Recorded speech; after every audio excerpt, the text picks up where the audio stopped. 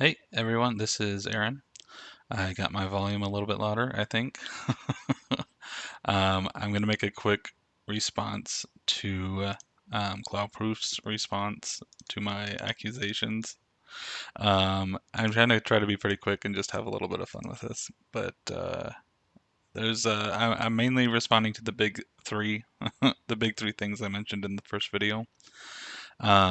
So we'll go over those first, and then there's a few other things I just wanted to cover because I think it's funny. So, okay, so let's see. Let's start out with this one. Talking about, this is my comment about the devs consider logging out to reset conditions and exploit. So let's listen to that. There are The devs themselves say that this is an exploit. Where? Please, sir, give me a quote, give me a video, give me something. Since when are the devs interested in permadeath hardcore runs? And when did they start analyzing like frame by frame player deaths to catalog them as exploits? Even more, where are the devs rules that are imposed on hardcore permadeath runs? I would love to read them. I do love to read them. So where where did the developers say something like that? My goodness, let's go on.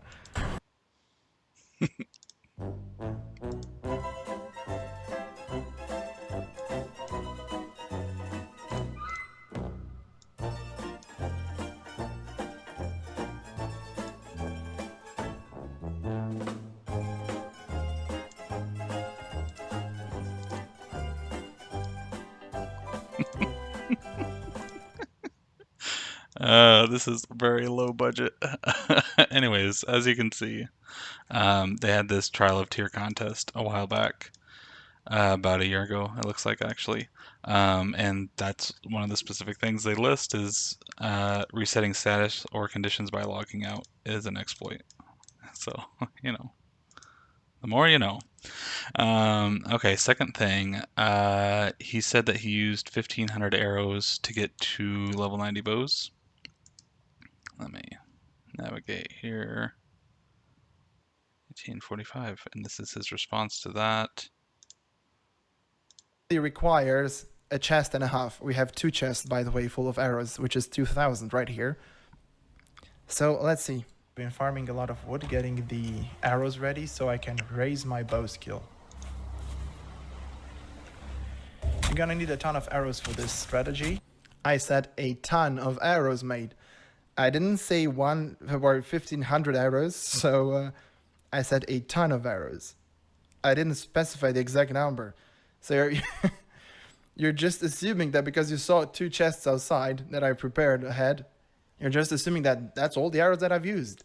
It's not like I could have gotten back into the forest, which happened, to go and get some wood and grab more arrows. So when I run out of these arrows, it's not like I went for more. It's just, yeah, it only takes 1,500. Like, I never said that, so I said, again, a ton of arrows.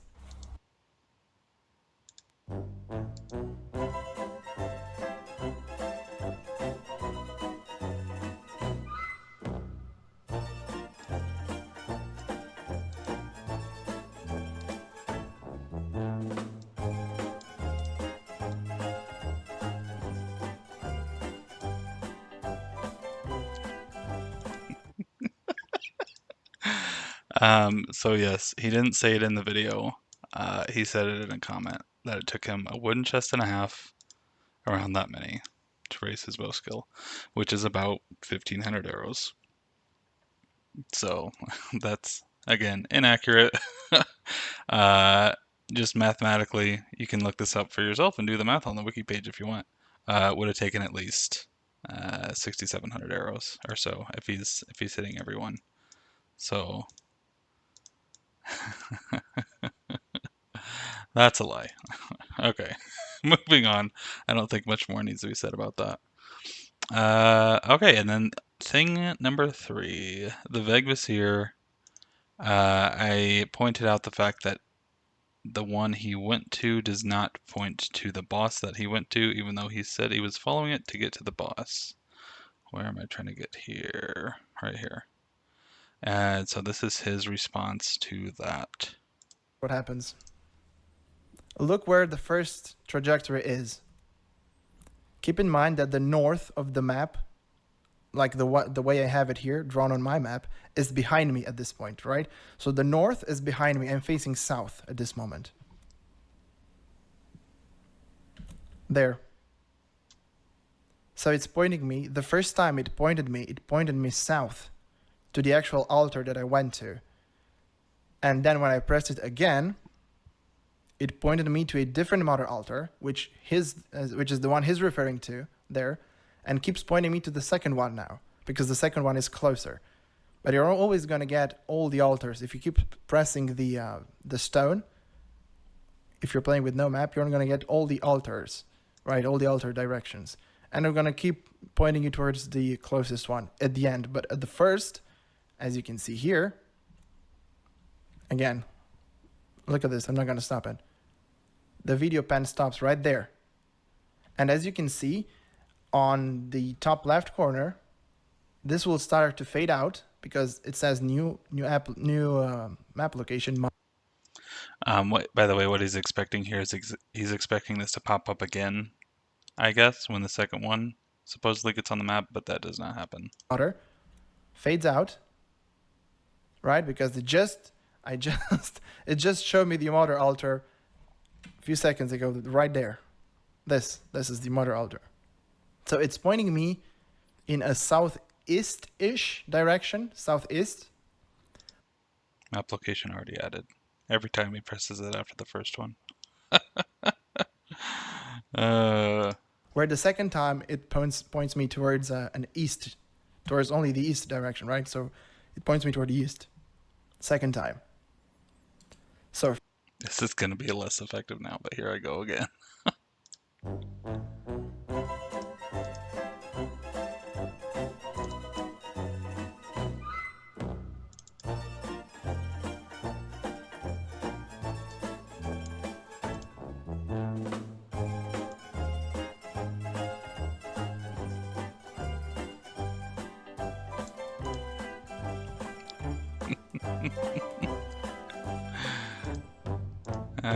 first time, and at that moment I knew. So am I playing this again? So I don't know where he's pulling this from because it's completely incorrect. Again, you can see every time he presses the stone after the first one, it says map location is already added because it points to the same one every time. It does not point to multiple.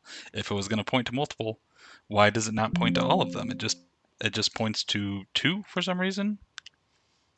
That like that it doesn't make sense. Again, because it does not point to multiple. Here we have the reason it shudders and stops when he's looking at it the first time is because if you haven't played mapless, you don't know this, but when you look at that and it starts pointing in the right direction, if you do any action, it pauses it. It freezes you. Here's him in another video pointing that out. Oh, that was stupid. Let's do that again. Oops, I moved my mouse button. Yeah. Oops. Yeah, you move your mouse, you hit a key, it stops it. Because otherwise, when it's showing you, it's a very smooth motion. It does not halt to a stop like that. It swings over very slowly and comes to a stop. And that's how it does it every time. Anyway, so that's completely bogus. I'm wondering how many more of these things I should look at. Maybe I'll just jump over these really quick. He asks, how do you navigate in mapless? For any of you who are curious, again, if you haven't played mapless, landmarks are great to go off of, but it doesn't work when you're in the fog, which he sails around in the fog a lot. And he got lost for 2 hours, if you remember, right? But they're great when you can see them, but otherwise you use the little this same trick here where you build something and you see the direction it's pointing. You do the exact same thing while you're navigating. You just orient it north or wherever, and now you have a compass that you can look at while you're sailing. And that's how you don't get lost. That's how you can just sail in a direction. Let's see. I wanted to point these out real quick. Let's see if I can get this here. Chopped it down. Oh, wrong video. Boop. Let me pause you quickly right here. Died and reverted the game state? I mean, that is possible, but not without leaving any trace of cheating. So there are several bugs and inconsistencies that happen if somebody tries to revert the game state by going back to an older save. You can totally do that. Died, but before I spawn, I'm gonna hit Alt F4 so it doesn't save the What? fact that I died. Okay. So this man pretends to understand the mechanics of the game, which he actually doesn't. Pressing Alt F4 after you die. I've tried it many times, trust me. So pressing Alt F4 after you die will still get you dead when you log back into the game. So you will still be naked with all your items lost on this type of difficulty, right? So what is So I don't know how those work because I haven't tried them because I don't cheat. So the fact that he has such detailed responses for what happens if you try to revert the game state or press Alt F4 should give you a lot of information about what he does. The fact that he knows all these details about how to cheat or not be able to cheat, I think that says a lot.